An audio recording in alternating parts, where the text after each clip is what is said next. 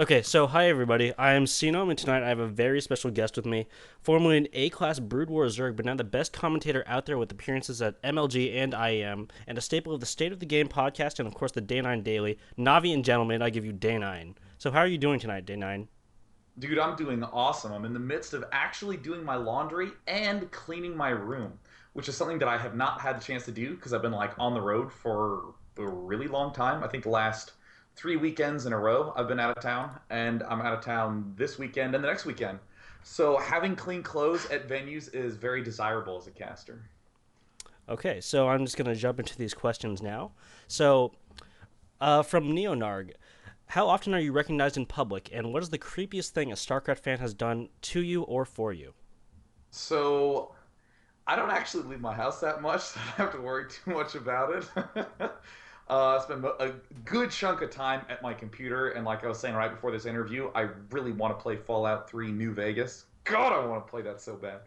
But I have actually been recognized in public before. In fact, I go to the arcade that's nearby my house called Arcade Infinity in Roland Heights, and it is like all Asians there for the record. Like it's all Chinese, Japanese, Korean food. It's so good. Of course, the arcade's there. And there's this guy who just walked up to me. He's like, "Hey, are you Day9?" And he just like was so confident, like stuck his hand right forward. It's great to meet you, and then just like walked away.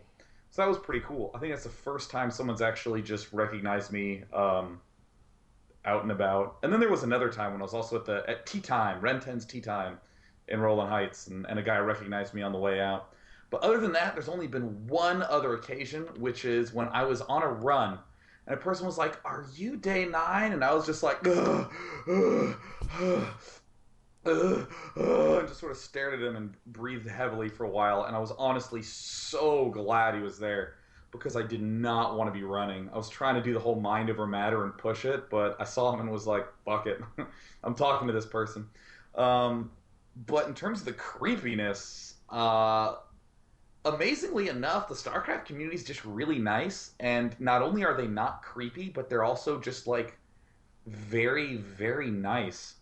Like they'll always go, "Excuse me, are you Day9?" I'm like, "Yeah, hi," and they're like, "Oh, sorry. I hope I'm not bothering you. Just wondering maybe if we could take a picture or something." And I'm like, "Yeah, of course, I'd love to." And so that's one thing that's always really, really nice because I can't imagine what it must be like to be, Justin Bieber.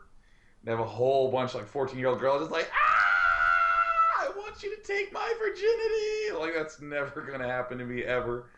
Largely because my audience is like 99% male, but like even so, if some girl ran up and screamed that to me, I'd just be like, uh, I'm gonna go ladder. So yeah. Uh, I guess you don't go on Reddit too much because a lot of people do, in fact, want you to take their virginity. I'm pretty sure. Well, as long as they create a thread, we can have whoever is upvoted the most. I will take the top three virginities on that list, thanks to these social mechanisms that Reddit uh, allows for. Okay, Got I'll a lot of definitely make fun. a post on our Day 9. You have your own subreddit now. Yeah, I heard that today. That's funky. Okay, so the second question, I combined two of the posters because it was pretty similar. So, you've achieved considerable success as a StarCraft and StarCraft 2 commentator with your daily broadcast live tournament coverage and events like the King of the Beta tournament. Yeah. After you finish your master's in interactive media at USC, do you think that you'll be pursuing a career in video game design as you said you were planning to in your December 2008 TeamLiquid.net interview, or are you considering making a career out of StarCraft 2 commentary, or even getting back into the pro scene yourself? And what about Yeah, stand-up comedy? um I'll actually answer that whole thing in the form of a story. So way back when it was 2007, so it was like the fall semester of my senior year at Harvey Mudd. I was a math major, and I was applying to a lot of math graduate programs, things like applied statistics, operations research, algorithms, combinatorics, and optimization. Fuck yeah, combinatorics, for the two people who know what that is on the stream. And the real problem that I was having with math is that my thesis professor, Arthur Benjamin, I would go in every week and be like, "So, Sean, tell me about the research you did this week." And I'd be like, "Well, I actually didn't get much done because I'm not smart enough." because the what I'm researching is actually just too hard. So I'll try to do my best next week. Bye. And I was really getting this feeling of the deeper I delved into mathematics, the more I realized how many more people were always going to be way more brilliant than I. So I kind of just was like, I was feeling a little bit disenchanted with a future career as a PhD in math. So I got interested in this game design program, and USC soon became my number one choice grad school. I applied to a number of game design grad schools like the ETC at Carnegie Mellon, etc., like the digital media PhD at Georgia Tech. And when I got admitted, I was really excited because the designing a game seemed to unite my interests of just gaming in general, but also rigorous problem solving, which is again the whole reason I wanted mathematics in the first place. And also it was just really fun. It was very creative, so I was very excited about that. And then the instant I got the chance to actually create some games, it was actually more fun than I thought. I knew it was going to be pretty damn fun, but I really, really, really liked it. And that was around the time that Team Liquid interview happened. But I started doing this daily stream largely out of just interest in the medium of live casting. And I thought, well, StarCraft is the thing I kind of know about. And I kind of want to watch these pro games anyways. Why not just talk over them? And thus the daily was born. And I'm hitting the point where this is really fun and it aligns well with one of my life dreams of making esports huge in the West and trying to elevate the level of discourse around esports, not to just go, oh, there's huge explosions and look at how many viewers we have. Oh, but to also sort of dissect why the good players are so awesome and why that's a highly intellectual and respectable pursuit. So I would absolutely love to make a career out of this when I get out of USC, and I'm trying to direct everything towards that now. I mean, a lot of my thesis, well, actually, my thesis research does directly tie in with the daily and new media and webcasting media and the way that it contrasts traditional broadcasting. So yes, I would love to make a career out of this, so that way I can give more hearts to redditors on stream at more frequent intervals. Also, something that they said in the question that I really stuck out to me is, would I ever want to go back to the pro scene? I really would like to do a little bit more playing again. It's really fun traveling and doing shoutcasting, and it's super flattering how many big events are inviting me, and I'm delighted about it. But part of me just loves Monday night. The dailies are done, all the uploads are done, all the encoding is done, and I'm just like, time to play for 6 hours and not think about anything else. That is still some of my biggest delights. So maybe not so much a pro, but I would absolutely love to be a little bit more active in my playing. Okay, that's a And for very stand thorough up, answer.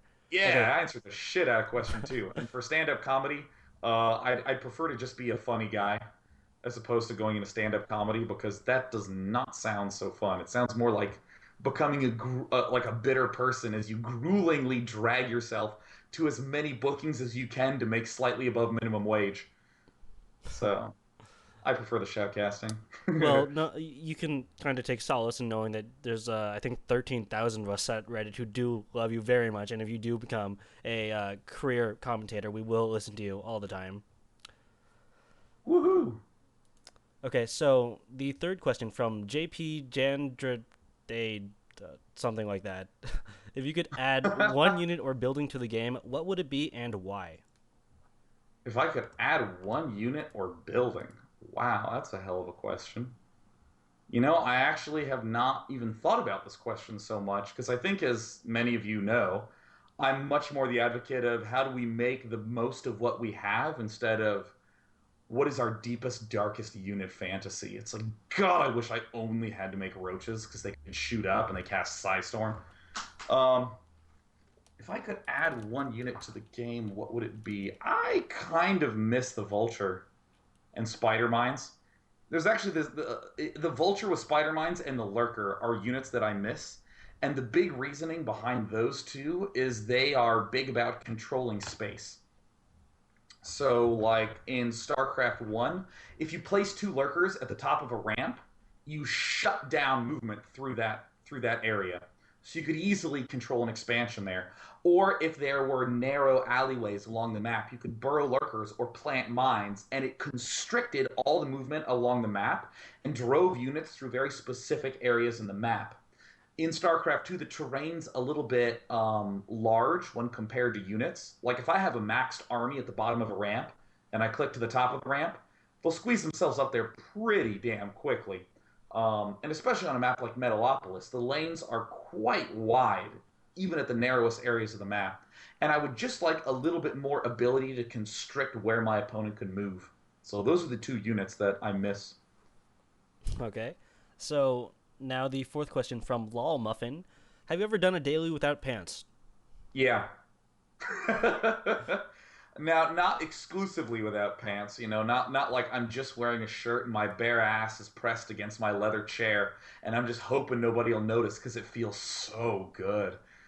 No, honestly, it's generally I'll just sort of, get out of a shower, I'll start getting dressed, and my room will be really hot because it's a million degrees in Los Angeles. And when I shut my door to do a daily, the circulation gets a little bit stilted in the house. And then I have these giant 650-watt floodlights on either side of my face.